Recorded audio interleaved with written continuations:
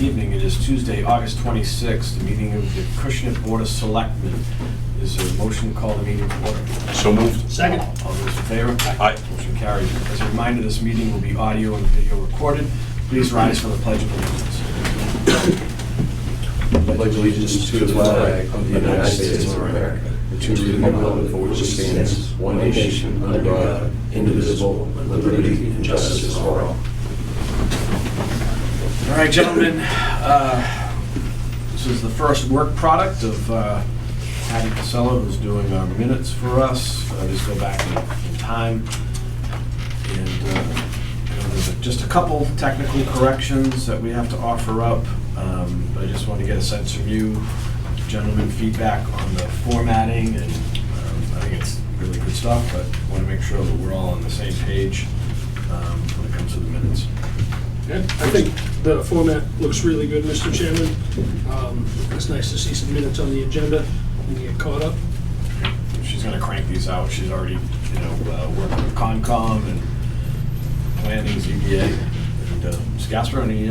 No, looks good so far. The only comments I would have for you, Mr. Chairman, is on the January 10th, 2023. There's a couple corrections. One on the meeting mail. It says Christian Elementary School. That should be Acushnet Elementary School. And then the conversation below, the first paragraph regarding Mr. Polanski reviewing the Old Colony building feasibility study. We're talking about Old Colony, and then it goes further on to say ORR in the paragraph below as well. So just those two corrections that I have for that. Motion to accept the minutes of January 10, February 2nd, July 29, August 8th. Is a motion to accept those minutes? I'll make a motion to accept January 10, 2023, February 2nd, 2023, July 29, 2025. I will abstain from the last. I was absent. We'll just take that 1 second. Yeah, is there a second? I will second that. All those in favor? Aye. Motion carries. Is there a motion, Mr. Hinckley? There is a motion to accept the August 8th, 2025 regular meeting minutes. I'll second that. All those in favor? Aye. And I'm an aye. Mr. Gasper's an abstention. All right, great, thank you. All right, next item. Good stuff here. The Daisy Girl Scouts. I know, Bob, you were kind of involved in this thing, or? Yes, Mr. Chairman, if I may. This is the same thing we did last year. As you know, the public has been holding basically a town-wide yard sale, Apple Beach weekend, every year, and the Daisy Scouts have requested to set up on Parting Ways Lawn, just so they have access to a parking lot. They understand that they can't set up in the parking lot, so this would be exactly the same as last year. They did let me know that they will not be doing it both days, and the Scouts will let me know exactly which day, just so we can give everybody a heads up.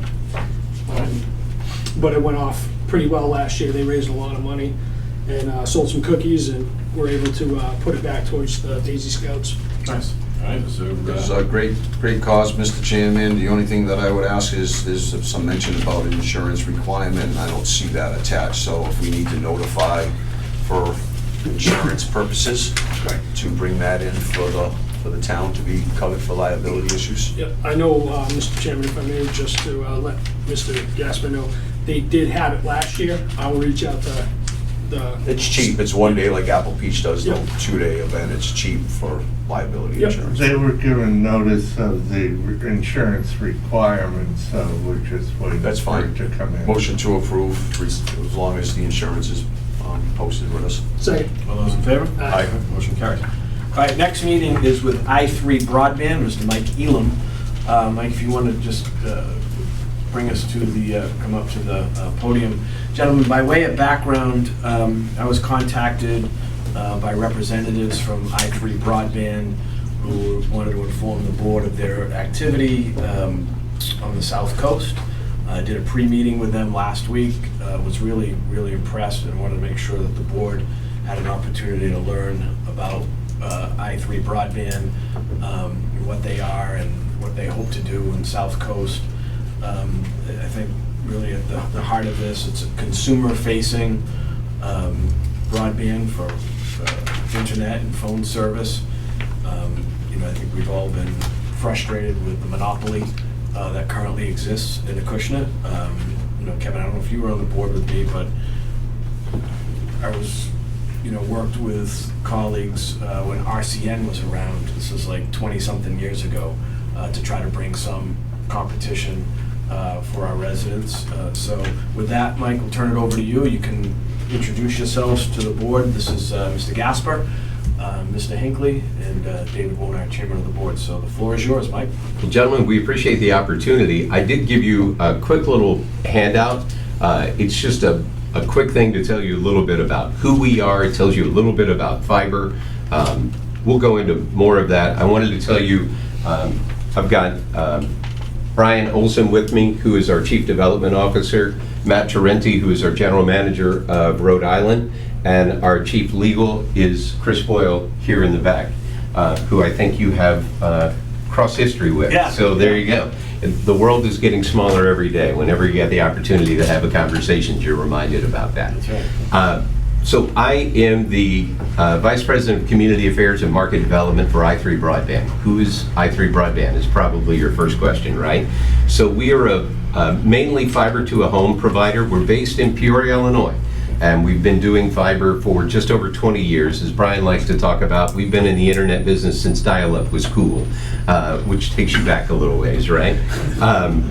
So it makes perfect sense when you think about the fact that we are based in Peoria. We're basically in a little over 70 communities in Illinois. I live in St. Louis, Missouri, so we expanded into the St. Louis region and into southern Missouri about 4.5 years ago. And you would think Illinois, Missouri, Massachusetts makes perfect sense, right? Well, it turns out that, I don't know how many of you are familiar with full channel cable over in Rhode Island in East Bay, but we've been there since 83? 83, and Matt's been running the system over there. They became part of i3 Broadband back in 2017. So we are literally right next door over in East Bay, and have been running fiber, or been running systems over there for a while. So we're looking for places to expand. And unfortunately, going with what you just led in with, there's a lot of communities over here that have one choice. And that really stinks for your residents, because if you have a problem with your cable provider, you have one choice for you to be able to do anything, which means when you don't have competition, price tends to go up, customer service tends to go down, and the overall satisfaction of everything just wanes. So we are looking to bring choice and competition to the area. Whenever you bring that in, the opposite also happens. Customer service has to get better because you're competing with each other to get a client, but you're also looking at price. So we bring you the potential of better quality, better price, better customer service. All of our customer service is literally right across the state line in East Bay. So if you have a problem, you're not talking to another country, you're talking with another state that's right down the road. We just got our 10th consecutive A+ rating from the Better Business Bureau. We're very proud of our customer service, and Paul Cronin, who is our CEO, who's a guy from the area who grew up here, talks about the fact that your people make the difference. And I know people say that on a regular basis, but for us, we've got to be better, especially when you're competing with big corporate cable monopolies. The difference with us, as opposed to the electric company, the power company, the water company, you have to take their service. You have no choice. We're coming into your community, or potentially coming into your community soon, trying to get people to drop a service they already have and pick us up. We don't do contracts for residential service, and that's because we want to earn your business every month. If you decide that we're not right for you, you can drop us and go back to what you had before. The question would be, well, you dropped them for a reason, so why would you go back? But that means we have to get better. We try to offer speeds that are competitive today, but the baseline for growth of tomorrow. What that means for your community is we're a multi-gig product. So we're going to offer speeds from 1 gig all the way up to 8 gig. And while that sounds amazing today, remember, it wasn't very long ago, we thought DSL was fast. When you went from dial-up to DSL, it changed your world. And then cable came along and you're like, wow, this is amazing. What we're doing in fiber right now is the entry level. of where we're going to be. About a year and a half ago, they did a speed test using the similar fiber that we're putting in the ground today. And they speed tested from Japan halfway around the world. To be fair, they did juice the laser when they were shooting it down, but they got up to 318 terabits per second. We're talking about 1 gig, 2 gig, 8 gig. And we think 8 gig is amazing. I don't know what you're going to do with 8 gig at home, but what you do in your own house of mining Bitcoin or something is up to you, right? What we're here to do is offer you the opportunity to meet the needs of today. When we talk about a gig coming into your house, it's not for any one particular application that you're going to use.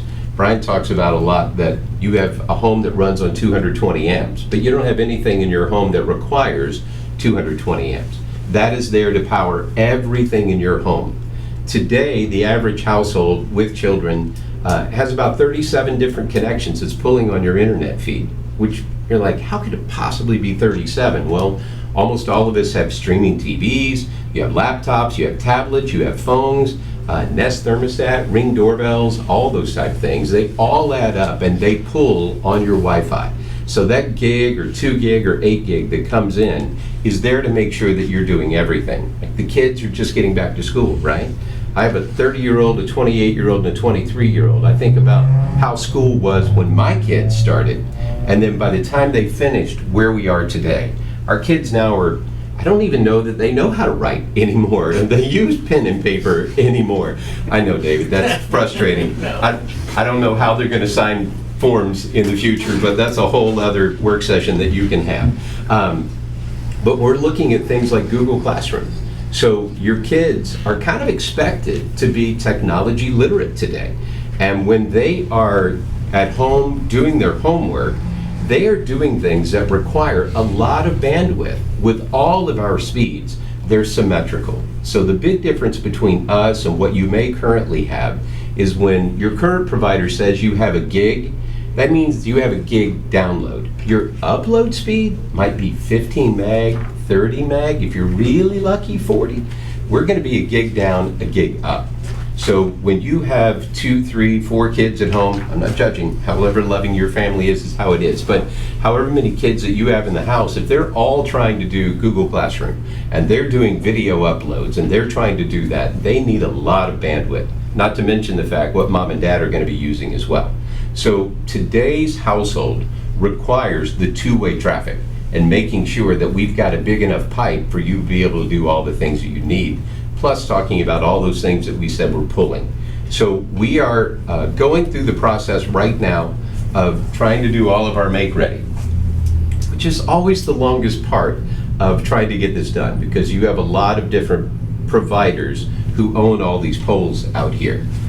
Trying to figure out how many poles need to be replaced. If you're the last guy in, you're the guy who gets the bill for paying for that pole. So we're going through that process right now in a number of different communities around the area. As that process finishes up, we're going to get closer to this is when we can start construction date. And Matt can probably speak better to that. If you have any other questions, I got the whole team here to answer those, but that's a quick synopsis of, hi, we're i3 Broadband, and we're looking forward to coming to your community. So when we met, you mentioned that you're working with Somerset and Seacon, or Somerset, Swansea? Swansea, right? And I think, talking with a number of others. Oh, good. I think, Fall River, obviously, we appreciate you coming here, and we'll do what we can. I think it makes sense for us to, our partner, our neighbors in Fairhaven, we've tried to reach out to the city of New Bedford. I think the more awareness, right, and then it makes it more attractive. I know Acushnet might do it for you, might not, right? But if the more in the area that we can help you get to know. The bigger the scale, the better it goes. Right, and it's better for the customer, presumably. It is. What's the just talk about the process, right? Because if you're a utility, you got to go through permitting and so on and so forth. So you can maybe just talk about the process. I'm going to have Matt speak on that a little bit more. Okay. So basically what happens is when we start the process, we'll go out and we do kind of a walkout of the area. We look at pole conditions, we write down everything so we can design a plan. When we get that done, we actually put together pole applications. So there's going to be 2 sets of pole applications that go out, one to Verizon, one to Eversource. They have to, we'll put 100 on each application. They work together, and they go through and they do like their own engineering, and they do load bearing analysis, and they figure out, okay, what work has to be done on the pole. Sometimes the poles are clean, there's nothing that has to be done. Other times there's other plant, like Comcast might have to move their plant. Poles may be replaced, and we start this process so we can have up to 125 poles on every application. So we submit those applications, we'll submit a whole bunch of them. Usually they can only do 1,000 poles a month. So they go through the process, they tell us what it's gonna cost, then that's the make-ready piece of it. We pay for them to do the make-ready. Once the make-ready is done, our contractor goes out and starts building on the poles. That's pretty much. So you had spoke about in the ground, so I wrote that down. And now we're talking about poles because I have. Sorry, if I said in the ground, that was my mistake. Yeah, that, in the Midwest, everything is underground. Yeah, we build everything, we bury everything in the Midwest. Here, everything is aerial. Okay. You guys like your rock here. Yeah. So that was my concern, right? Because when you said in the ground, I was like, that's like a virtually impossible task. Yeah. Especially with everything it's not like the community hasn't been built yet, right? And you're coming in going, hey, before you develop, let us be part of your in-ground utilities, right? Yeah. Simpler process. So it's not in the ground, so then we're back to the poles, and you had just spoke on it, Matt. Right. And I believe that you would have to not only do what you just said for application, but then there's probably a lease agreement with Eversource Verizon to keep Well, your stuff Well, on the poles. we sign a license agreement with Verizon and with Eversource. So it's usually like a 5 or 10 year agreement, could be up to 20 years. We have to pay annually to attach to the pole. Right, okay. So that's basically, we pay a fee every year to stay on the pole. So obviously, if you're in the area, you must have already looked at some of these costs, right? And did your own due diligence on saying not feasible based on their rates they're looking at, or it is feasible, and that's why you're here saying it's feasible to do that, and you know what you can offer if you were to come into a community like ours and start running fiber, you know what your basic package would run for cost analysis, saying we can still be profitable by offering this fiber package to residents' homes at, just call it $50 a month. Okay. And this is our operating cost. At $40, we're still, $10 a head margin on it. It's profitable for us to do that, and that's how you look at it from a business model, to say, yeah, we can get in there and develop this because we can still make a decent margin, right? Correct.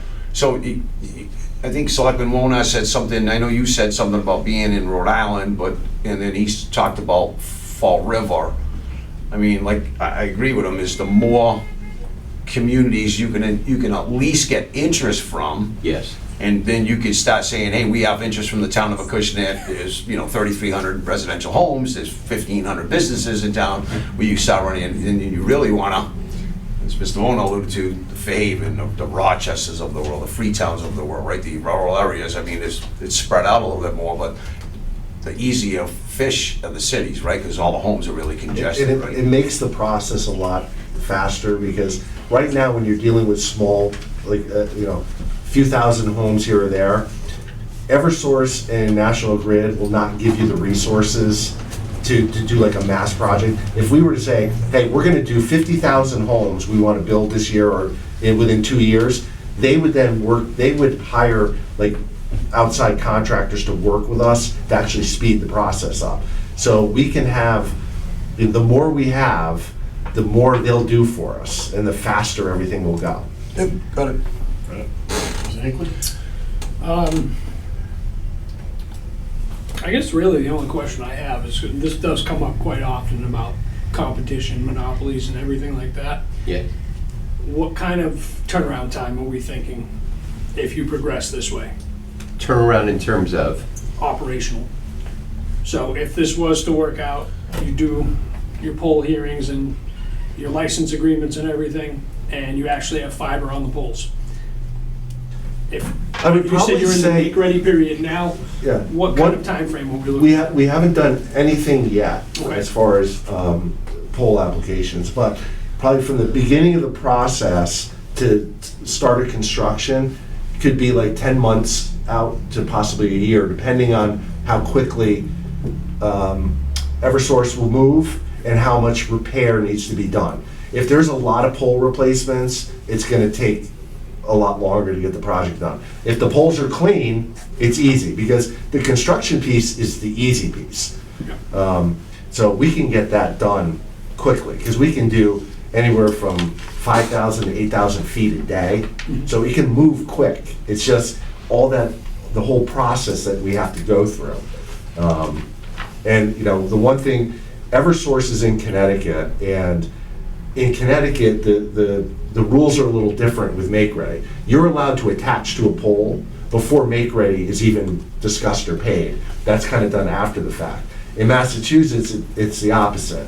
You have to go through the process. And the one thing with Eversource, because they deal with Connecticut, the one thing we will ask for is a construction waiver, if they would work with us that way. And if we get a waiver, then it can be done even faster. Gotcha. If you're driving through Acushnet, check and look at all the double poles. There's new poles going up left and right, and Which is great. yeah, so I think the timing might be right for you. Great for you, Right. horrible for everybody else. 'Cause that's all we hear about is double poles, right? And fighting the double poles. Well, it's kind of like anything else, right? When you build a new road, everybody hates the new road that gets done, but they love the new road when it's finished, right? So I get it's short-term pain, but once that's done, it does open up a lot of new possibilities for the community.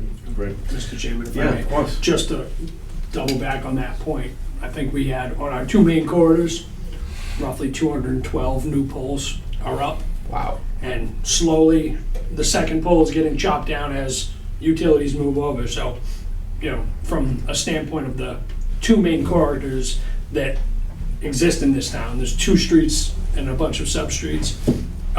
It would be pretty straightforward, I would think. Yeah, because you have to, with the double poles, you have to wait for all the transfers to get done. So if We've been Comcast. fighting that fight for 2 years. The new pole's already there. That's the good news for you guys. You can hurry up and get on the pole before anybody else does. We're trying. Verizon and Well- cable are taking forever to move. You Right. notice the poles have all been chopped. That means Eversource is done moving their utilities to the new pole. And they chop the pole. They're required to chop the pole. And that indicates we're done with our job. Now it's lying on Verizon and cable, and if we have town fiber and all of that stuff. And the which we do sooner have some we, town the fiber. sooner we get going and apply pole applications, the faster those poles get removed. Because they can't be sitting there when we're putting up our plant, so. All right, well, gentlemen, thank you. Thank you. Let's stay in touch, right? By all means. You know, I think what we can do is we can take this meeting, which is gonna be on YouTube, we can package it up, and I'll email it, Mr. Kelly, we can email it to town administrator, you know, Fairhaven, our colleagues in this area to help, and I would suggest you reach out to those boards, you know, like you did with us, and so, you know, we'll still try to get attention of New Bedford for you, and we wish you well, and, you know, your success will hopefully be success for our consumers and our residents, so good luck. We appreciate you being very accommodating. Thanks for taking the time and getting on that call, and thanks for inviting us here. We appreciate communities that are excited and they see what competition can do in their community. Believe it or not, not everybody's as welcoming as you guys are, so. When will we hear back, like, from you? Like, this can't be it, right? I mean, you came in, we got a lot of people watching TV, it's live right now, it goes out on YouTube, as the chairman alluded to, but you can't just leave and then leave us answering questions with the public. So, like, what's your next step now that you've been in Acushnet anyways?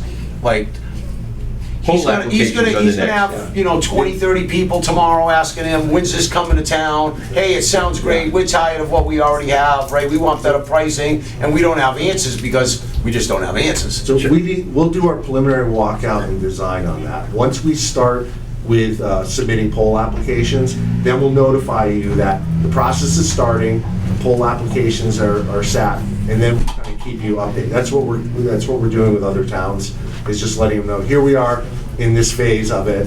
We're expecting it to be another like 4 or 6 months. Construction should be starting, estimate, you know, this time. But we'll keep you abreast of everything that's going on. Unfortunately And to for go us. back to you, the only way we're really gonna be excited is if we tell everybody your price of broadband's getting chopped instead of your current bill. And it will. That's when you draw real excitement. So we will make sure that the price gets, it's going to be a better price, it's going to be a more reliable product, because we're at a 99.9% reliability on our network.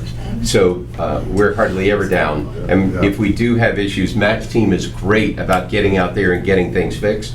We pride ourselves on having very good customer service, but people really care about price. And fiber is much different than an HFC plant, which is Comcast.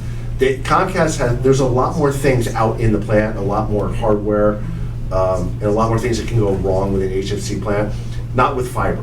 I mean, because with HFC plants right now, you have power supplies out there, you have amplifiers, you have mini bridgers, you constantly have, there's leakage in the system, and I deal with an HFC plant, so I know what these things are all the time. With fiber, you don't have all that out there. So it's, unless there's a major fiber cut, you're not gonna have any, it's gonna be very reliable. To your question, Mr. Gasper, we will stay in touch with you, though. And Yeah, keep the you only other updated. thing that I do want to bring up is, for you folks to keep in mind, and it'd be nice if we didn't have that longer term agreement, but I know that we did contract, I think with Comcast, I think it was a 10-year deal. That's a franchise agreement. We're not offering video. Yeah. So- Oh, do you mean for the city services? No, He means, city or the- you mean as a customer of Comcast Customer or the or city? The towns, we have an agreement with The Comcast. franchise agreement. It's the Well, license. I have it at home, it's a book about that big. Yeah, it's the license agreement, so, yeah, with a franchise, with a video provider, they sign a license agreement where they pay you annually, and then they have a quarterly, like, PEG or public access that they provide. That's video. We're not providing video service. We are phone and internet only. Right. Okay, cool, okay, So- good. I just wanted to bring it to your attention, No, so I maybe you appreciate want to that. look into it and say, oh, and how many other communities are out there that may be locked into something and I we already can't looked into it. join hands with you, right? So Right. if that's the case, great. And we had touched on that in our pre-call, Yeah. and I think what we did kind of talk about too was the tax generating the tax revenue. It's a question of how Massachusetts towns tax versus other towns in other states. For example, in Rhode Island, all the plant we have up on the poles, we pay a property tax to the town. Our assessor's here, so she might know that answer. Yeah. I'm sorry, I wasn't listening. So Kelly, like with Sorry, what was that, utilities, if these gentlemen, if their apparatus is on the pole, are Yep. we charging them a property tax or something? Personal property tax, right, Yeah. Verizon Yeah. gets a personal, not, Eversource rather, Yeah. gets a personal property tax. Anything used with telephone and utility is a central value set by the Department of Revenue. Got it. So I think they would fall under the purview though of more the Eversource Yeah, and utility. got it. All right, so- Yeah, how it works with the phone company is how it would work with Yeah. us. So it's a few bucks coming to the town, it's something. It's on a, based on the asset value, which for a fiber system, Yeah. It's a good asset. it's a good asset. Right, all right. Well, very good. Thanks, Gentlemen, guys. thank you. Have a good, thank you. While you're in town, get some really good restaurants. Go check them out, grab dinner, go grab an ice Got cream. an ice cream shop down the road. You can even go, we got a nice six-hole Twilight special at the golf course at Acushnet too, right? A Twilight special. Yeah. I like that. All right, see you guys. Have a good Thanks, night. guys. Thank you all. Take care. Yes. All right, speaking of golf, gentlemen, I just wanted to start getting our head around the facility. The facility committee has been meeting. They're getting close to providing, making a final recommendation. They're not there yet, but it's gonna come. And so, actually, oh, I'm sorry, Steve. I meant to go, just took it out of order. Item number 4, which is the Golf Facilities Committee report. There's a slide in there of what they're working on. The goal is to try to get them here for the meeting of the 9th, well in advance of town meeting.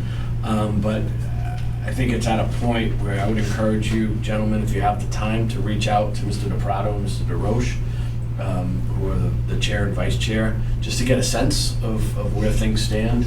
I know they've done a lot of work on it, but obviously the devil's in the detail, what we can afford, when it comes back, and so on and so forth. But I just want to make sure you know that at the next meeting, the goal is to have them here for to make a presentation to the board. But I think there is enough data and information that if you want to talk to them in advance, so it's not the first time you're seeing it on the 9th, so I just wanted to clean that up for you. Back to Mr. Tibbles. Yeah, so sorry about that, Steve. problem. Steve, you want to jump up?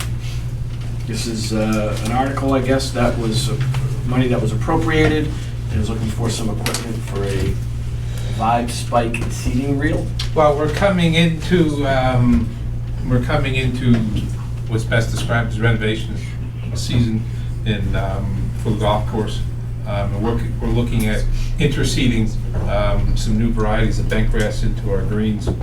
And our request this evening was to spend some of the remaining article funds in Article 908004 and purchase a set of 3 seating reels. What these reels will do, they have, if you reference the picture, in the second figure, you can see there's a seating box in the front of the reel.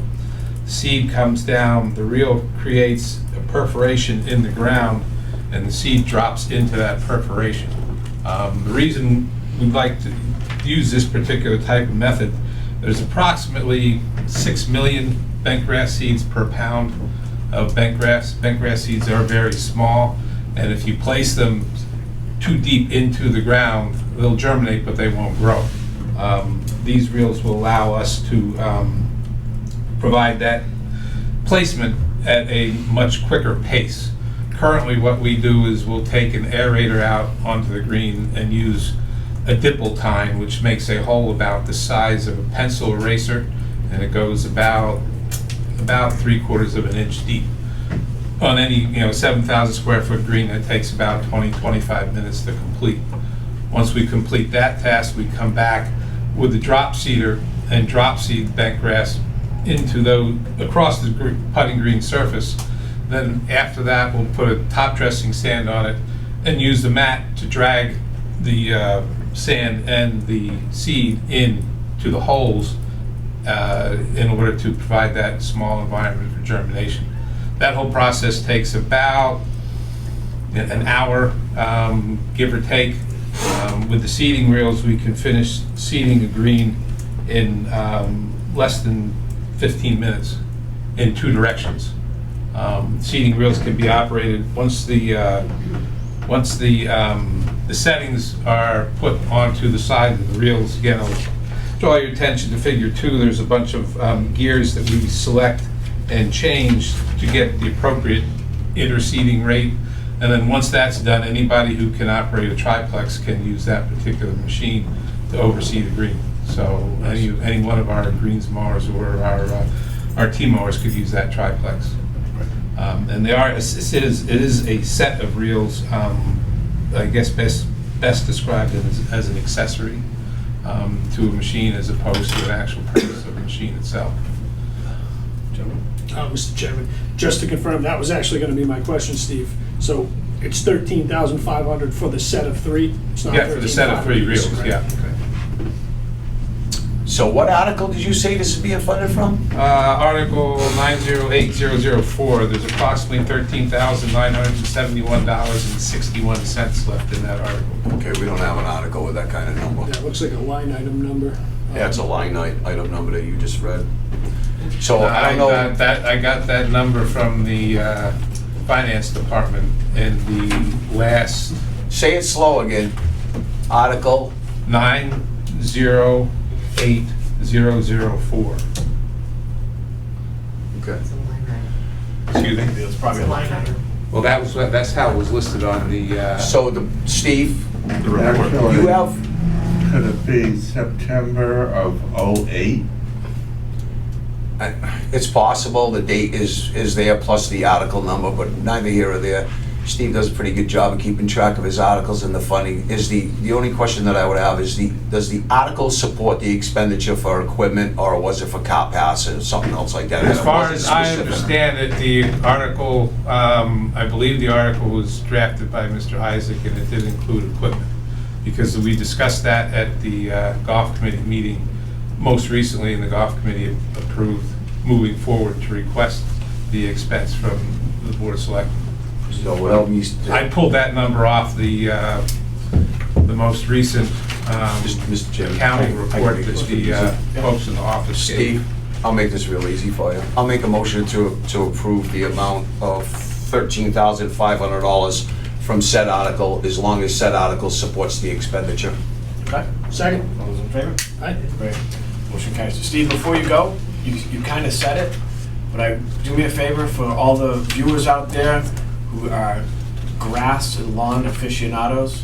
This time of the year is the time to do an aerate, reseed, and then put some dirt over it, or just give us some free advice. There's a lot of 30 things- seconds on what to There's do. a lot of things that we do in our business Right. to renovate areas. Not to the extent that the homeowner could really do that, because it is expensive, labor intensive, and so on. But this is the time of year, we're up in the portion of the country which grows cool season grasses. Cool season grasses grow best and root best in the early fall and somewhat in the spring, as your ground temperatures are getting cooler and your nighttime temperatures are getting cooler. The best time to start seeding is probably mid-August to the end of September.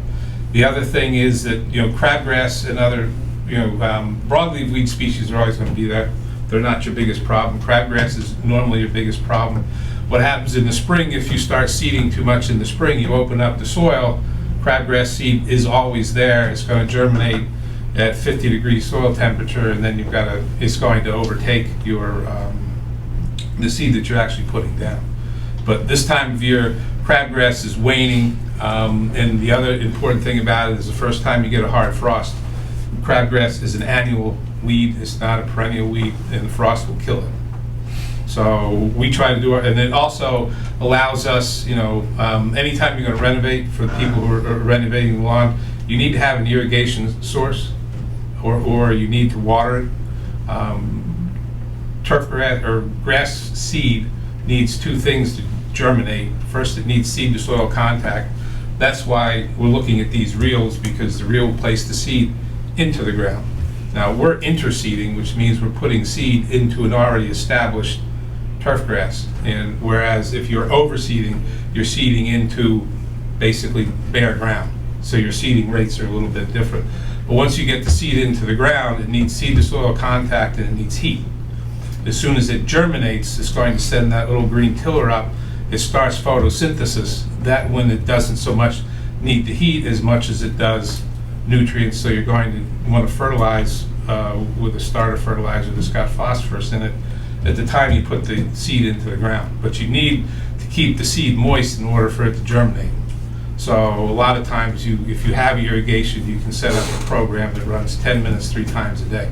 Just keeps the soil moist enough, especially in this particular type of weather, because once your dew point goes down, you lose the soil moisture because it goes from a point of heavy contact to less contact. Cool. But now's the best time, now's the best time to do it. It doesn't seem like it does, August is, because it's hot. But if you're going to get it in there, opened up, and get it to grow, now's the best time to do it. The spring is a little bit more questionable, as we all know. It can be wet and miserable and stuff and cold, and it's just not going to germinate and grow at that time. The other thing you could do, if you wanted to, is you could do what they call dormant seeding. As you can see, a lot of people will seed across their lawns in late October and in November, and the seed will sit there, and a lot of times what happens when you have freeze and thaw, the ground freezes, then it thaws, you get fissures, it opens up, freezes again, seeds pull down into the ground, and you'll get some germination from that too. All right, well, thanks, Steve. Thank you. Thank you, Steve. All right. Next, Ms. Koska. We have a candidate for... Good afternoon, gentlemen. Hey. I'm here with Sarah Mello. She is the new candidate for the senior clerk position. And thank you, Chairman Monar and Chairman Brown, for the interview process. We interviewed several candidates, and the offer was made to Sarah, and she accepted, and she's going to start on September 2nd. Awesome. She signed the offer. Jamie and I left it on Sydney's desk. And now we're here for her appointment formally by the Board of Selectmen. Great. Gentlemen, you can ask your own questions, but I had, as Kelly mentioned, I had the chance to sit in and interview, go through 2 rounds of different candidates, and Sarah really stood out. And I think what was kind of interesting and cool is that Kelly gave her a little homework assignment for Excel to see what her Excel skills were and her computer skills, and she turned that around over the weekend, and Kelly said, all right, we gotta hire this person. So I thought that was kind of cool to do. So Sarah, gentlemen, unless you have any questions, but great background. And I think the things that we really touched upon in the interview process was being consumer friendly and really being able to take care of the taxpayer, especially our older population. And I think Sarah's background working in the health industry as a home health aide, where she had a lot of exposure to elderly people and older people, I think would be a nice touch for that department. So Agreed. Mr. Chairman, I have no questions for Sarah. I mean, if the recommendation comes from Ms. Costa, yourself, and Mr. Brown, the chairman of the Board of Assessors, I have the utmost confidence in you 3 to make a great decision on behalf of the townspeople, so I'm fine with that. Thank you. Welcome aboard, Sarah. Thank you. And Mr. Chairman, I'll second what Mr. Gasper just said.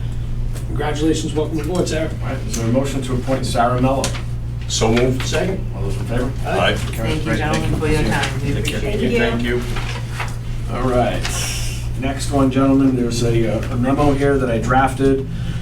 So on behalf of as you recall, we had an ad hoc search committee that reviewed resumes for the town administrator's position. We went through 2 rounds, and I'll paraphrase, but essentially after several rounds of review, looking at 17 resumes for the town administrator position, the screening committee has narrowed down the field to 7 applicants who they believe are worthy of a personal interview. They're suggesting that an interview committee be named to meet with these candidates and ultimately provide the selectmen with 3 finalists who will come before the board and interview in an open session. These 7 candidates have different degrees of experience and skill sets, with no one candidate being 100% perfect. With that said, the screening committee feels there is something here to work with. I had kind of helped just kind of keep things organized, but I think it's important at this point to step back from that process and the names that were discussed. Ryan Resendes and Jesse St. Gelais, who were on the initial screening committee. Pam Labonte as the town clerk, elected position. Bob Brown holds a number of positions in town, elected, and Les Dakin as the moderator.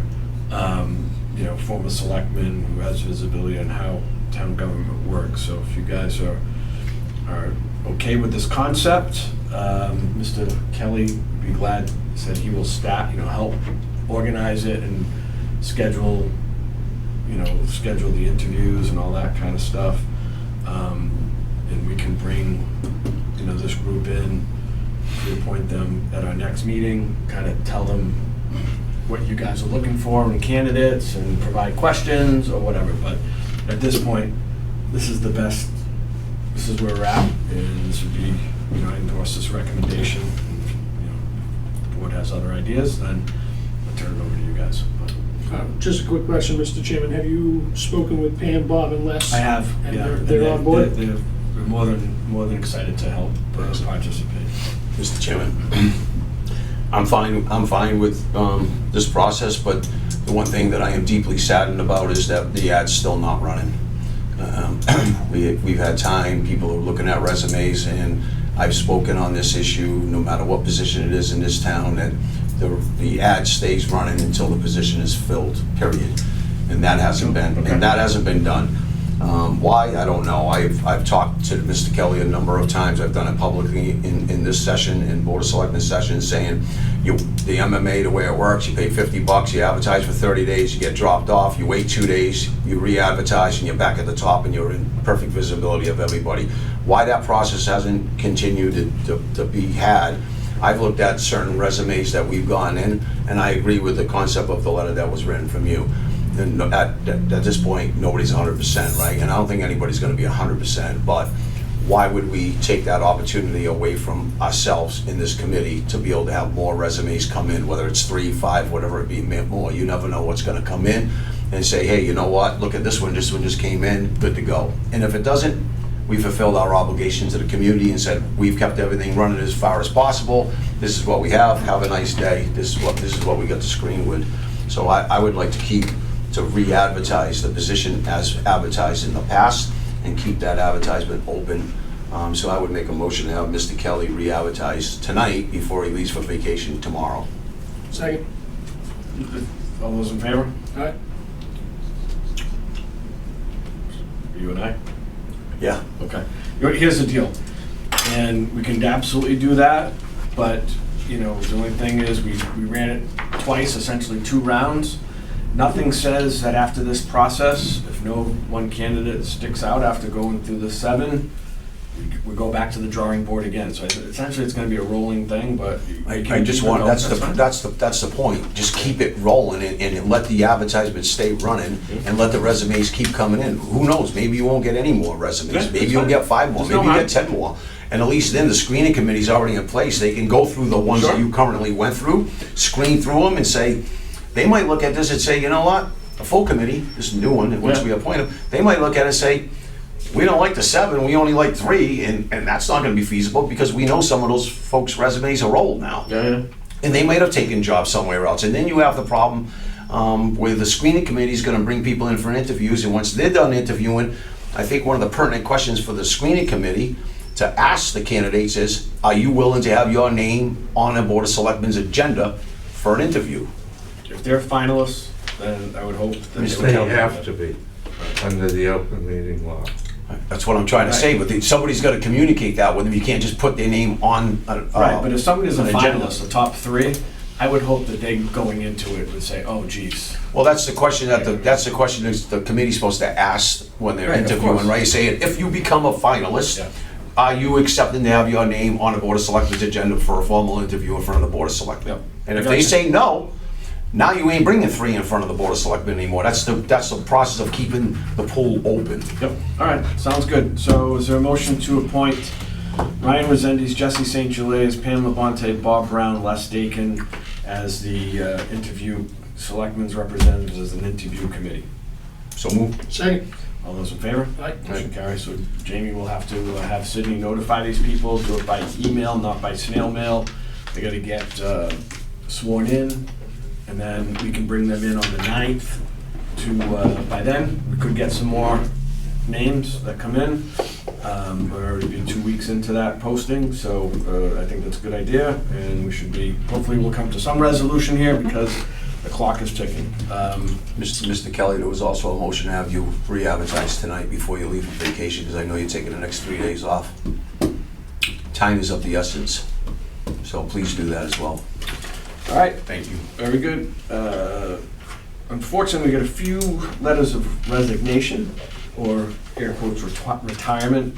First one is by the acting police chief, Tom Carew, and I am going to take the time to read this because I think Chief Carew deserves that and deserves that airtime.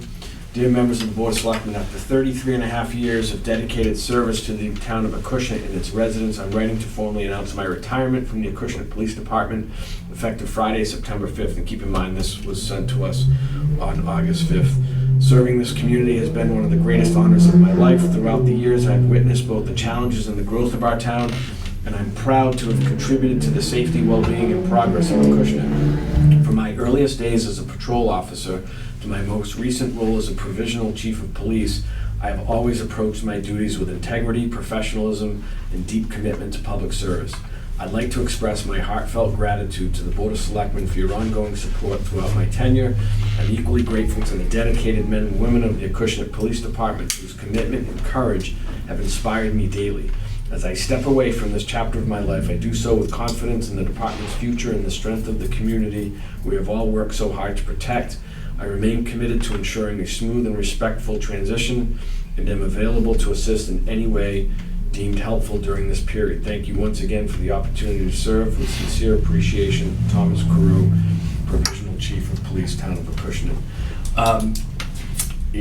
First of all, to Tom Carew, thank you and your family for the work you've done over the years. I hate to see you go, but you know, when there's opportunities that present themselves after a long storied career, you've earned the right to make the decision that's in your best interest and your family's best interest. So I commend you for all your work, and I'm sorry to see you go, but you've left a huge mark on the community. In a time over the last year, I can't think of anybody better to have served in this provisional role with the right touch and the right level of structure to guide the men and women of the department. So to Tom Carew, thank you very much for all you've done. Thank you. I don't think I could have said that better, Mr. Chairman, so the only thing that I do want to say, I've known Tommy for a long period of time. Truly commendable police officer, became sergeant, and then provisional chief, and he moved into that position and didn't miss a beat, and for what he's done and served for the Board of Selectmen in this community, thank you very much, Tommy Carew. You're a fabulous man. Mr. Chairman, if I may, I think both of you said pretty much everything that could be said, other than I just want to say thanks to Tom Carew for what he's done since he's been in this position, and I can honestly say it was one of the easiest decisions I had the pleasure of participating in, putting him in that position, and I wish him best of luck for him and his family. All right, so is there a motion to accept? So moved. With regret. So moved. Second. All those in favor? Aye. Motion carries. Gentlemen, obviously, we're gonna have to make some decisions, and we'll touch upon that a little later on in the agenda with the assessment center RFQ, but I can't think of anything more important on our agenda over the next month or so is to make sure that we provide some decisions on the leadership of the department while we look for a permanent chief, so. Mr. Chairman? Yes, sir. With that said, I know the process has been a little bit messy with civil service, trying to get everything coordinated and move forward with the assessment center, but we do need to do something, and maybe we might need to do an emergency executive session to put somebody in Mr. Carew's place as another provisional. We can set one up for Friday if we have to do that. You know, We need to act and act swiftly. The current sergeants of that department and the police officers of our department deserve better, and that's what we're here to do and deliver. And I think we have that obligation to do something ASAP. I don't know, gentlemen, what the schedule is like for Friday. I think right, Jamie, if we post Wednesday, we can meet Friday's deadline? No? Yes, sir. I'd have to do it early. Okay. Whatever works for you guys. When it comes to this position, I'll make whatever time All right, available. what's early for you? 9:30. It's fine by me. Works for me. All right, 9:30 a.m. So the posting, Mr. Chairman, has to be done by 9:30 tomorrow morning as well. Yep. Okay, sounds good. So I don't know. We'll make sure. Executive session, Yep. and maybe even You don't an have open to, session you one. have to have an open Yeah. after the So executive. you'll take care of those logistics, right, Jamie? Yep. Make sure Sydney's on point. All right, sounds good. Thank you. Next item is from Thomas Whitehead regarding Agricultural Commission, letter of resignation. Is there a motion to accept with regret? So move. He was an alternate, and I'd like to thank Mr. Whitehead for his service. Second. All those in favor? Aye. Motion carries.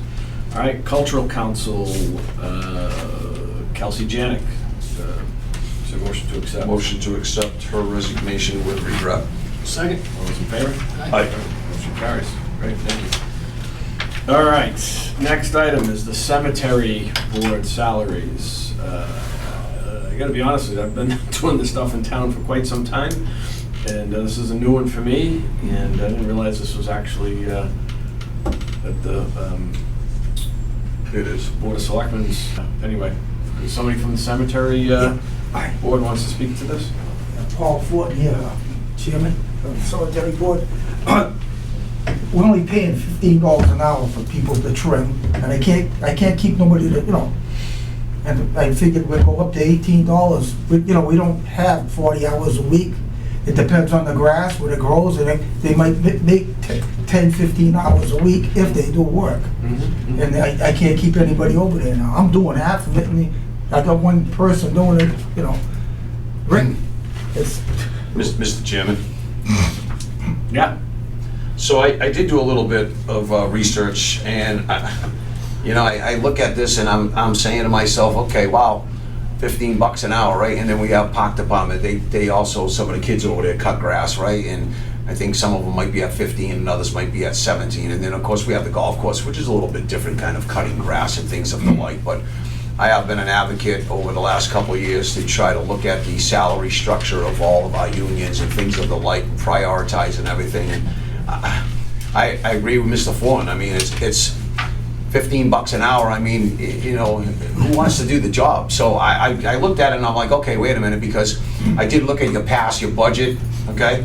And I looked at your fiscal year 24, and you appropriated for salaries a whole whopping $5,464. You actually spent in fiscal year 2024 of that salary item, $48.37, right? So depending on how many hours, Paul, that you give each person for a $3 an hour raise, we'll exceed the budget, right?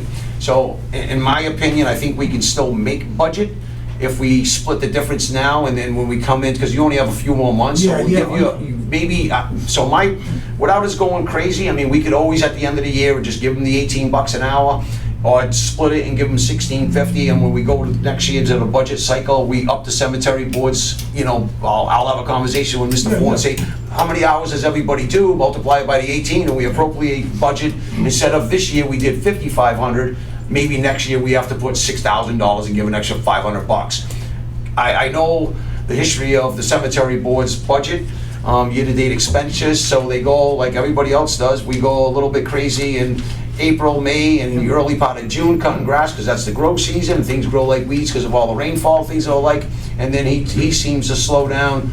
July and August seem to be a slow month as far as his payroll goes because of the drought season and grass ain't growing as much, so they do manage the budget very well. Mr. Thornton does a very good job doing that with his staff, and then it picks back up in September, and that's where he expends his budget. So with that said, we have a couple decisions we can make. We're not gonna make budgets, but at the end of the year, we could always do interdepartmental transfers to cover the shortfall in salaries, or we say, right now, instead of it being 15, we go to 1650, and we readjust budget for the following calendar year coming up in June. That So, sounds all right. I mean, if right that's now, it's something the that end you of the wanna, year. if you're good with that, and we just say Yeah, we're fine. 1650, we might still have a small shortfall depending on how managing and how grass grows and all that. There's so many variations, but I think we can stay in budget and not create a mess. Sounds good. It's just an incentive to keep somebody, it's like, how can you can't even get anybody to work for $18 an hour. You're not gonna work every day, That's correct. So here's the problem, right? And he's spot on. So these are kind of like small jobs that certain people are doing to make a little extra income, and it's not full-time salary, so it's not like, oh my God, $3 an hour raise. It's penny change. But I think from our perspective, again, looking at that salary scale, if somebody's in the cemetery board cutting grass, if they get paid $15 an hour, then why is the guy over here getting paid $18 an hour for the same job? So we need to do a better job at looking at that and be more accommodate to our park department, our cemetery board, and anybody else that might be doing the same job, but with different salaries. I don't think that makes any sense. So we make that adjustment, we look at that and say it's easy enough for us to do, and say everybody's at $18 an hour to cut grass. Sounds good. Yeah. All right. So I make a motion to go to 1650 and then readjust in the spring with a budget, so that come town meeting in June, we'll be at $18. I'm gonna ask the board to move everybody that cuts grass to $18. All right. There's there's just to get somebody to cut. Sounds good. That's it, What do you got for, what do you got, like a zero, what do you have, a tractor or Yeah, we have push? a tractor over here. I'm actually using the highway department tractor now. We just had that fixed on the highway department. We're getting it back.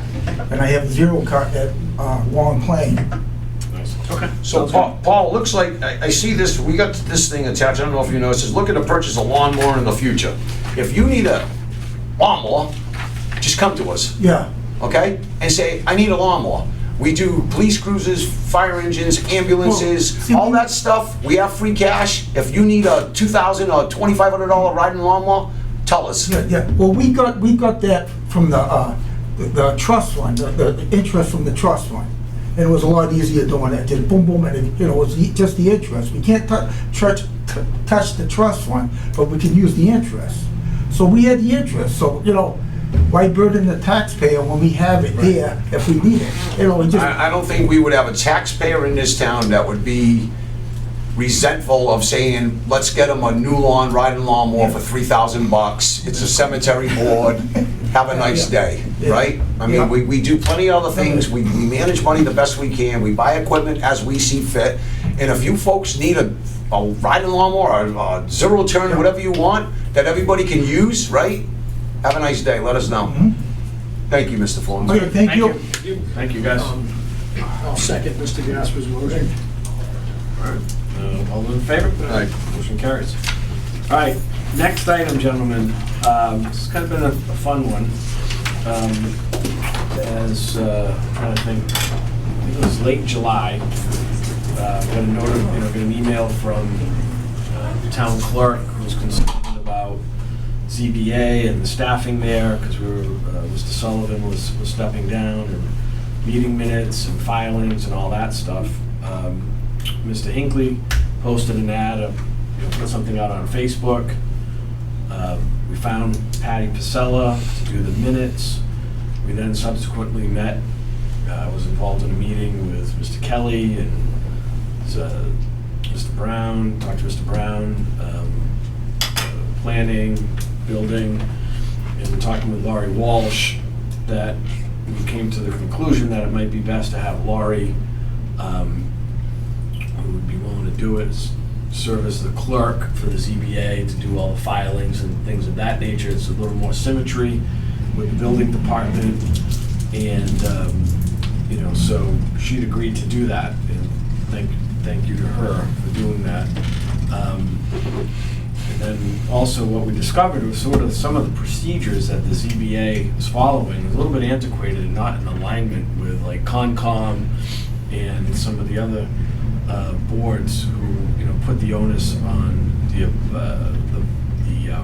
the applicant when it comes to a butters list and things of that nature. So I wanted to make sure that the board was aware of this, and from a procedural standpoint and a policy standpoint, and then what we would need from the ZBA is to adopt these procedures, which I think will lighten the load and have it more in alignment with what goes on with Concom and planning, where the applicant is taking on the burden of notifying abutters and so on and so forth. So I think we've got a good procedure in place and a good team over there to handle this stuff.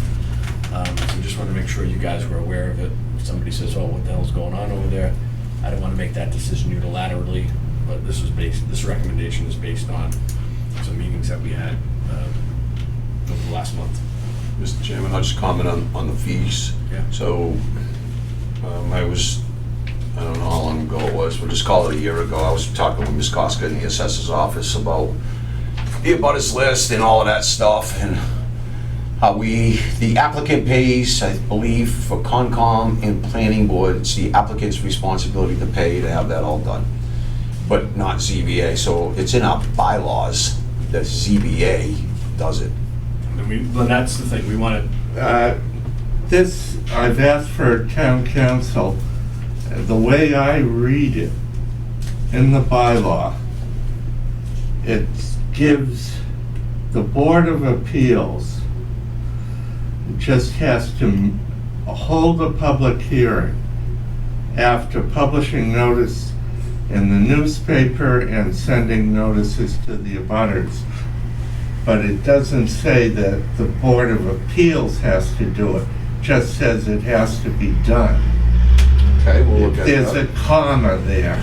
Okay. We'll look at- And I've we'll look at asked that. Darren Klein because I thought it was bizarre, honestly, a year ago, when it came to my attention that we were wasting our time doing that for an applicant. And I'm like, that doesn't work right. Planning doesn't do it, conservation doesn't do it. Why would ZBA be different? Yeah, and then it goes on, then the next sentence says, "The board shall establish within its rules and may from time to time change by vote and file with the town clerk reasonable application fees to cover the cost of notices and hearings." So it's giving it the similar power, similar language that planning board, Concom, we compared it to some of the other towns around, same type of thing. So Darren Klein's getting back to me. It looks like, he said from first glance, that it's part of the rule-making or process-making authority of the ZBA. I would like to have that in writing. We'll put it on record with the town clerk's office so that if anybody comes back to haunt us down the road, we have something from town council saying that this is the interpretation of the bylaw. And here's the Period. thing. And I'm all for it. The applicant should be responsible. Otherwise, I've asked him to give us language that We if have the a town board meeting wants coming to, up, they but can whatever. change the bylaw. Yeah. Yeah, whatever, that's fine. But I just want to make sure, again, that we're all on the same page here. So, Mr. Chairman, if I may, anything involving Ms. Walsh, and I appreciate her willingness to do this, would involve renegotiation with ASME. So I would have to, and Jamie and I have been working, we'd have to sit down with them again. On the MOA. This would have to be discussed with the union. We already went through an MOA and switching her into a principal clerk to serve on another committee. So this might have some back and forth. Okay. This might be a little bit more delayed than you're expecting, but I am planning on sitting down with ASME soon. Warrants, if it involves the union, it should be on executive session, the contract negotiations before any decisions are made. Correct. The other issue, Mr. Chairman, is that this research with other communities, I found that most of the other communities, the ZBA staff or resources for the ZBA come out of the building department.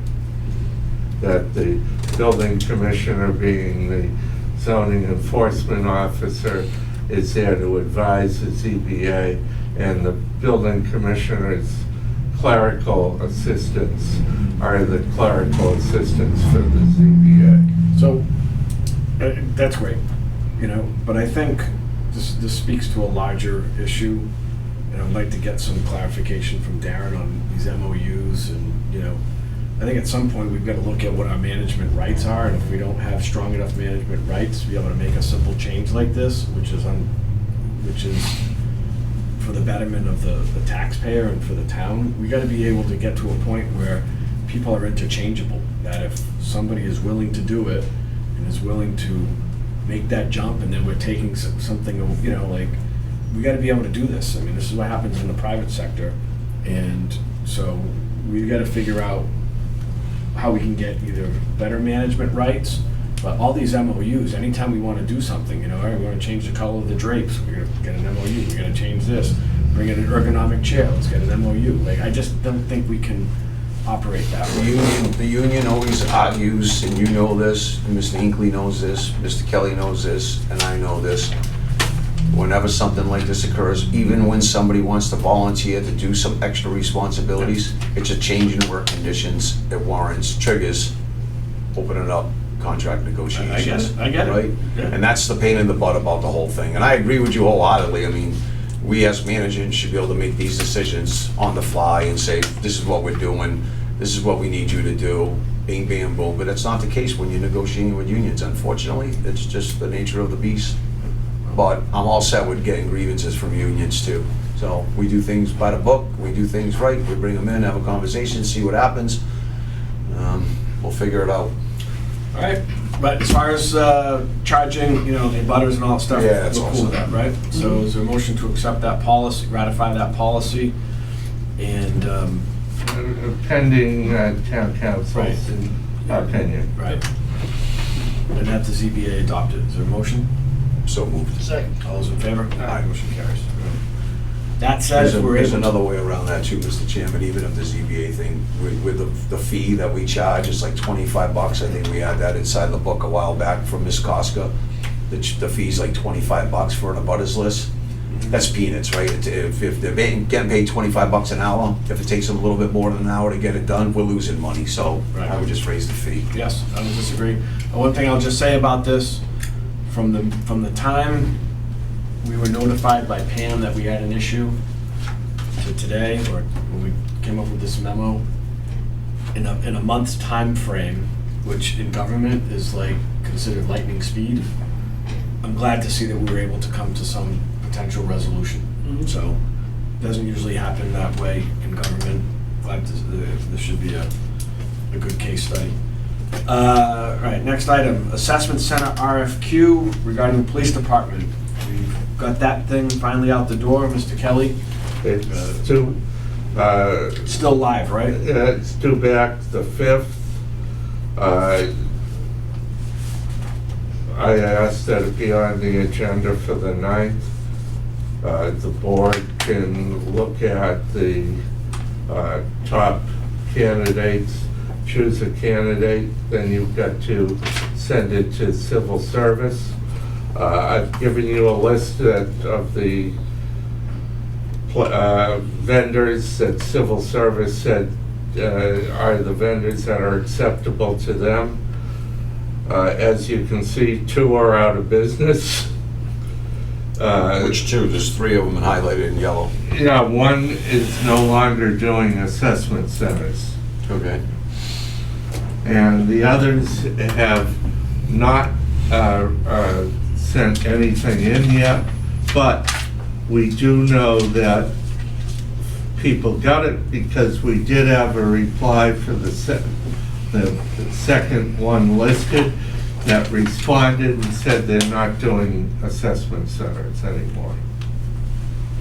So that's good as far as our testing, our communication. Did we put when we sent out the RFQ, a time frame as to how long, when we were gonna keep it open until? Like, did we have a deadline when we need to get these responses? 30? So that was By August something- 30th? No, that was Mr. So they have 30 days to respond? Mr. Gasper's, that to contract within So 30. it's almost 30 days. Mr. Wona? Yeah. The next day after that meeting, I came in and sat with Mr. Kelly to go over what we thought was, I thought interpreted was the RFP, and we changed it. He gave me a different document with an RFQ. We reviewed the job descriptions, made some minor changes to the job descriptions for police chief, deputy police chief. And after I read his RFQ, I also called him back and said, I will be back in your office in the next 30 minutes because there was nothing under what we call a rule of award. So we did, Mr. Kelly did enter in rule of award, and what that means is the amount of time that they would have after we award to an assessment center, right? Dave Warner's assessment center, we say, you're the one. They have 30 days to start the assessment center process. But that wasn't my question. My question was, How long? when we put out the RFQ, when's the deadline for responses? 9/5. 9/5, okay. And this So I Friday, just wanted to make sure, like, This if we had said it Friday- was August 30th or whatever, then we don't need to wait till the 9th. We should get moving, like, ASAP. But if it's the 5th, then we can wait till the 9th. The rule of award is one of the most important things to make sure it was inside that RFQ, because as I told Mr. Kelly, if that's not in there, then the assessment center, we can say, Dave Warner Assessment Center, you've won the award, we're gonna give you the job, and they could take 6 months to come here and start the assessment center. That's the whole point of the rule of award. So I made sure it was 30 days, no more time, have a nice That's day. great. I want to make sure this thing is languished long enough. I wanted to make sure that there was a response deadline. That's what I'm most interested in right now. But if you're telling me it's the 5th, then it's the 5th. Good. All right. Good stuff. Fall town meeting. I asked that the board decide whether, the last time we discussed it, you left open whether it would be October 20th or October 27th. I asked that the board decide which one it is, because then we have to build back our timeframes as far as advertising and posting and having all the articles reviewed and written. I would choose August to October 27th. I agree. We need time. One more week matters. Works for me. All right, is there a motion to choose October 27th? So moved. Second. For the fall town. Fall town meeting, yep. All I those in would- favor? Aye. Mr. Chairman, Yes, sir. I would also advise the board to, you have some information with different articles that Mr. Kelly's put here, to just take that with a grain of salt, because some of the things will change. That was just a. Jumping off point Yeah. of issues that have been percolating over the last year or so. All right, very good. Class 2 license application. Sir, I'm sorry that you had to wait Oh, no problem, I all this understand. time. Jared, all right, I know Mr. Hinckley has some questions. Correct. Mr. Chairman, if I may, and Mr. Marinelli, I'm excited to hear everything about this, but, and this is no disrespect to the process or you, some new information came to light about the legal process of this today. Yes, sir. I sat down with the town clerk, and just to get ahead of it, so this isn't done the wrong way, Right, I'm gonna make a motion to refer this to town council before we make an active vote on it. okay, Really early, right before we started this meeting, is when I had asked some questions and needed some clarity on something. So Okay. I'm gonna make that motion now, but I'd love to hear about this and what your plans are, Yes. because that information is gonna help when we put it all together. Right. So, Mr. Chairman, if I may, I'll make a motion to refer this to town council. Second. All those in favor? Aye. All right, motion passes. And once again, I apologize for having to sit through all that. I'm not trying to, No, I- has no determination on the outcome of this. Yep. I just want to make sure that there's no legals that we're going to run into. Of course. Because of this, involving possible public hearings yes, and certain things like that. okay. But tell us about what you want to do with it. I would like to open up a Gem Auto Sales over at 3 Hayes Street, the former Hayes Street Auto Sales, just to bring some nice cars to the area and at fair prices, reliable cars, and just make it nice over here, Right. you know. Yeah, as long as you maintain, like with Yeah, anything, yes, keep you everything- maintain the property, keep it Yeah. classy. Yeah. Absolutely. Mr. There'll be Chairman, no repairs done on site, that would all be shipped out, it's in the application. Mr. Chairman. Yes.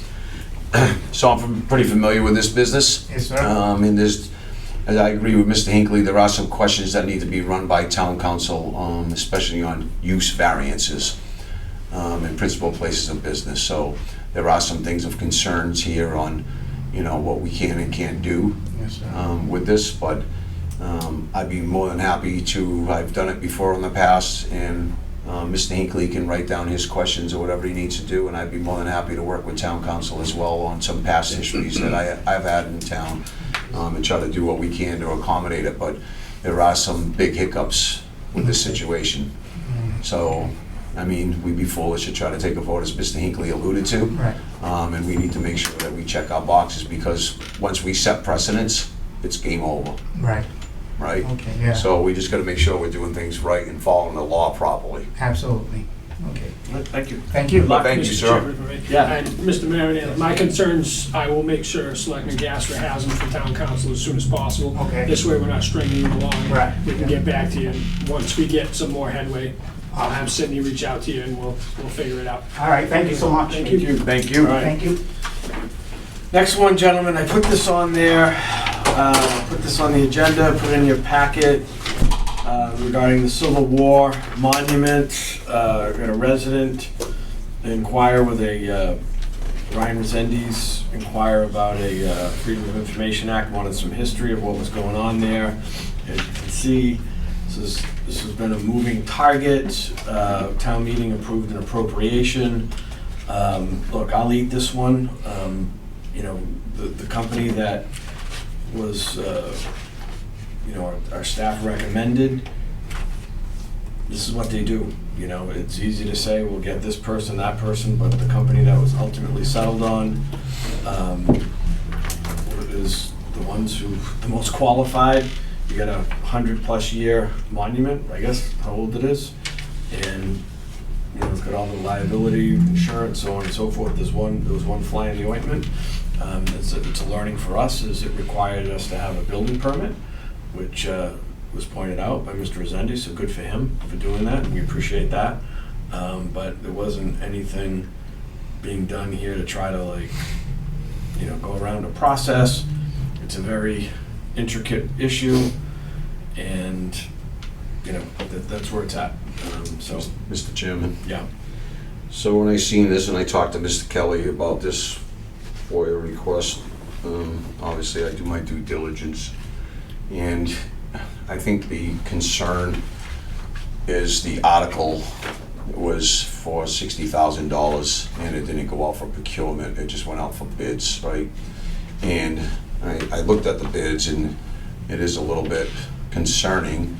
And for the record, I had nothing to do with the monument, you know, the bids or any of that stuff. I mean, I got phone calls right away, is what the hell's going on with the Civil War monument? And I was like, I have no idea what you're talking about. And I came in and the crane guy was here and I was like, I have no idea what's going on. So I can tell you that I think the concern is it didn't go out for procurement and we anticipated it being up to $60,000. So I said, okay, if we went out for an article and we put it for more than $50,000, good point, it probably should go out for procurement, right? So more people can bid on it. I get it. So that's that. Neither here or there, that's where we're at with this. I have nothing to do with decisions of where it's going, who we're using, anything like that. But I will tell you this is, I believe there's been a significant mistake in locating the Civil War monument. And by that I mean, I looked at the deed because somebody tipped me off and said, you better look into that. Kind of like the tree that was cut down over here, right? Some significance, blah, blah, blah, blah. The other day, yesterday morning or whatever it was, so I looked at the deed on Patriot Properties and I turned to whatever it was, 880, 460 or whatever that was. And the deed specifically says, there's a deed restriction on it, and it says specifically, you cannot have any monument of war on the grounds. And that was very disturbing when I seen this. I'm like, oh boy, here we go. Oh. Unfortunately, it says that the area adjoining the cemetery on the plot bordering Main Street, and which is approximately 1.14 acres in area, shall be maintained by the town of Acushnet as a park or peace memorial, free of buildings of any size or type. It shall not be used to display any implement or article of war, and shall not be used as common or gathering place for any kind of games, picnics, or any other group or party gatherings. The purpose of this, it's small, I'm trying to blow it up. The purpose of this release being so to clear the title to the property described in said deed from this condition, in order that the town of Acushnet may build a fire station on said land. And that was pretty devastating when I seen that. So, unfortunately, somebody made a decision to move it. I'll tell you who did, Kevin. And it didn't, Okay, and it didn't, I and did it as the didn't, chairman. and it didn't. Let's just get right to the point. I made the decision. I'm not naming names, pointing fingers, I'm just bringing up a point. Directly. That whatever you say, the question was asked to me by the maintenance guy where I thought it should be. And quite honestly, I made that comment, I don't know, 6 weeks ago, and I said, where else would it go? The Veterans Memorial Park. And he said, okay. And that was the last I knew about the Veterans Memorial being moved, period. So just setting that out on the record. Yep. And we were There's a told lot by- of friction out there circulating with this thing. Didn't have anything to do with this. Yeah, good. We were told by the veterans agent that the Veterans Memorial Park wasn't the appropriate place for it. So I happened to be in town hall that day where the maintenance manager said, can't put it there. Parting Ways isn't the best location for it. So absent any other location, I said, well, what about by the fire station? We've got already the 9/11 memorial, which is, part of that thing, we said, okay, this might be a suitable location. Talked to cemetery board, they didn't have an issue with it, so that was that. You know, in retrospect, like I said, I'll eat it. Okay? Wasn't meant to be like, you know, to go around the board, wasn't meant to do anything on the list of, looking back on it, could have put together a committee, could have done all that stuff. That was it. So, anybody wants to lay blame, I'll own it, I'll eat it. That's the way it goes. I bring up the point of the deed, Mr. Chairman. I get it. To We can- figure out what we're gonna do We can next. plug the hole and slide it over to the fire department. I mean, it's, if that's the issue. You can't be. It can't be on the entire plot.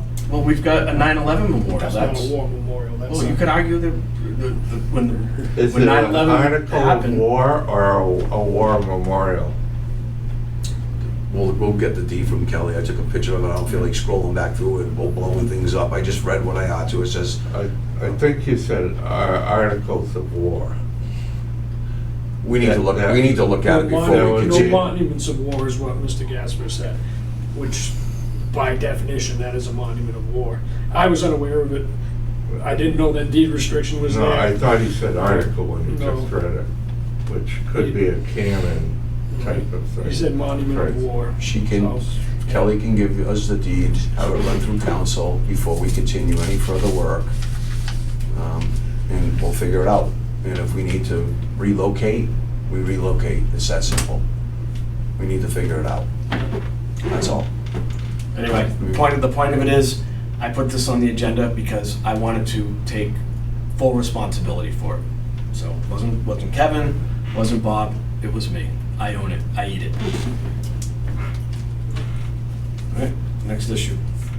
Car show, Mr. Gasper. I want to give you the opportunity to talk about the car show. Yeah, thank you, Mr. Chairman. I mean, it's just, every year we've been doing it. It's the 16th year we've been doing it. I've already coordinated with the police chief, Tommy Carew, for details. He said he's all set with that. I've already coordinated with the fire chief, Mr. Tommy Fallon. He's all set. The fire association's looking forward to doing what they do every year at the car show. Matt Lope said he's got everything all coordinated as far as that goes, and the only other thing that I need is Mr. Hinckley to help me park cars, because last year people got a little crazy. Mr. Chairman, if I may, Mr. Gasper, I spent all day trying to reschedule my Thursday at 4:30 appointment. It should be a short one, but I probably won't get here until. Yeah, you're not gonna 5 make o'clock. it. The folks, some of these people come, they're in the parking lot at 12 o'clock, Yeah. 11 o'clock, right? Last year, we had somebody, I think, at 11 o'clock in the back Parting Ways parking lot, sitting in his lawn chair. Yep. It's tough. I like to try to get everybody in the St. Francis parking lot, and then bringing them out. And there's a certain car club that parks here in the town hall parking lot. Matt Lopes knows that. I think it's a legendary club or something that he dedicates the parking lot to, but neither here or there. It's the 16th anniversary of the cruise night. We started on the sesquicentennial of the town of Acushnet, 2010, so it's been a great night. It's a couple of nights out. It's gonna be beautiful weather finally. I'm not gonna be parking cars in 90-degree weather, so now that I won't have you, we'll see if Brady's gonna be around. I think he helped us out last year as well. I don't know if the other gentleman did it as well, but I can talk to him tomorrow and see if he's available to help me maneuver some of these folks in and out. I apologize, Mr. Gasper, I was actually really looking forward to it. I'm still showing up to the cruise night. And You I'll can do pass it. out magnets. I'll pass out some magnets to make up for it. Okay, very good. All right, next item. Just in your book. Again, pre-read. Apparently it's an ABCC law advisory that's come aboard, that's been announced regarding malt and wine beverage licenses being exchanged for full licenses. Anyway, this is more of a pre-read. No need to talk about it today. If we decide we want to adopt it, you guys can do your homework and come back to me. All right, next item, Mr. Hinckley, we have it on here, but we also have an executive session regarding the fire chief. I don't know what you want to do with that. We've been going around this thing, round Sure. and round, so. Mr. Chairman, if I may, there's a couple of details left off the last time, which is, and we weren't able to review this at the last meeting. Everything is updated in here, so I'm asking you guys if you had a chance to review it. Everything that we've changed in here has been brought to your attention over the past couple of meetings. And there's a couple particular items in here that we had to refine and make do, and I'm pretty sure I got them all through there, unless you gentlemen happen to see anything you didn't like or didn't agree with. I would like a motion to approve the fire chief MOA. Mr. Chairman. So when someone crossed out, or we had them cross out, performance evaluation, under compensation, it still says subject to his receiving a satisfactory or better performance evaluation. If we took that out of there, then they'd be stricken from fiscal year 27 and 28, just that line, and just put period after salary.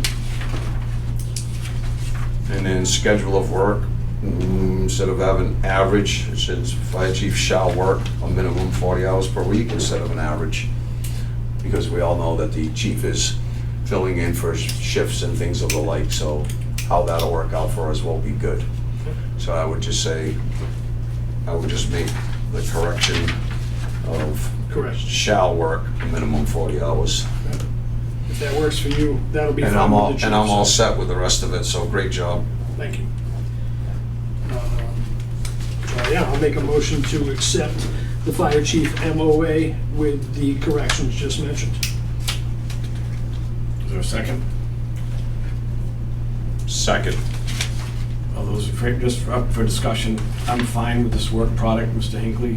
Thank you for doing this. Welcome. But I think, and this is not a reflection on you, but I think as a board, we did a disservice to Mr. Farland for this taking so long. Correct. This started 4 or 5 months ago to do 2 paragraphs. Yep. So I think as a board, we can do better. Correct. And Mr. Chairman, just to start on that, I spoke with the chief and I actually told him that a lot of that was on my shoulders. I should have been more active and sitting down with him. My normal day-to-day job got a little bit hectic and I wouldn't beat yourself up, Bob. Yeah, We've gone around this thing, we've probably met on this thing more than any other subject matter in the recent history, so, but anyway. All right, there's a motion and a second, all those in favor? Aye. Motion carries. Next item, bylaw fee schedule, this is again, just to read, I don't know that we need to adopt it. If we can get this in one final format, it's clear by looking at these things, we are well below what our peer communities are charging for some of these things. But I think we've asked for this, we can sort of collate it into one document to come up with final recommendations for us to consider, so no action needed here. We've got a couple executive sessions. We don't need to do the one with the fire chief. So we've got the first executive session, we've got a number of staffing issues. One that impacts the planning board, so I've asked Mr. Francois to be part of that, and then he can leave, so we can discuss the other stuff. But first executive session under... Mr. Chairman, I Yes. don't mean to interrupt you. Do you think we could do some selectmen announcements Oh, yeah, of first? course. Yeah, If you don't mind. by all means, please. Yes. I just want to remind everybody that tomorrow is the first day of school for Acushnet students. There'll be buses, there'll be a lot of traffic, there'll be a lot of hectic stuff going on. So everybody plan accordingly, be safe.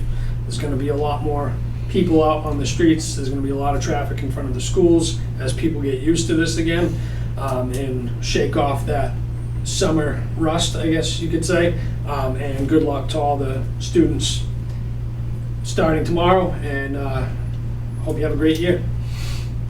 Yeah, gee, so we won't be meeting before the Apple Peach Festival. So again, same warning Mr. Hinckley just gave about school buses and children at the school bus stops. Please watch out on the Apple Peach weekend. There's a lot of people doing yard sales. There'll be one out here, as you heard, at Town Hall. Traffic congestion, the width of the streetway is narrowed because of this. Please just drive safely and pay attention to what you're doing. when you're driving through town. And the other thing that I just wanted to bring up for probably the 100th time is double poles. Whether or not, Mr. Kelly, we're being charged to move our street lamps due to these double poles, which should be on the solar company. And now that we have fiber line, Main Street, I think Middle Road in this area over here, I know down on Main Street, there's a bunch of double poles as well. I don't think that should come at the cost of the taxpayers, just as I spoke about years ago with the lamps not coming at the cost of the taxpayers. That should be on the solar company that's doing the project and is responsible for those pole setting. Eversource is getting paid, Verizon is getting paid, Cable's getting paid by the solar company. We should also get paid by the solar company. Is that okay? Great. All right, executive session. Executive session under Mass General Law, Chapter 30A, Section 21, subsection A2, to conduct strategy sessions in preparation for negotiations with non-union personnel, or to conduct collective bargaining sessions or contract negotiations with non-union personnel, staffing, and the chair so declares, and the board will not return to public session at the conclusion of the executive session. Is there a motion? So moved. Second? Roll call vote. Mr. Gasper? Yes. Mr. Hinckley? Yes. And a yes. All right, the other one is executive session number 2, executive session in the Mass General Law, Chapter 30A, Section 21, subsection A3, to discuss strategy with respect to collective bargaining, AFSCME, if an open meeting may have a detrimental effect on the bargaining position of the public body, and the chair so declares, and the board will not return to public session at the conclusion of executive session. Is there a motion to go into executive session? So moved. Second? Mr. Hinckley, roll call vote. Mr. Gasper? Yes. Mr. Hinckley? Yes. I'm a yes. We're in executive session.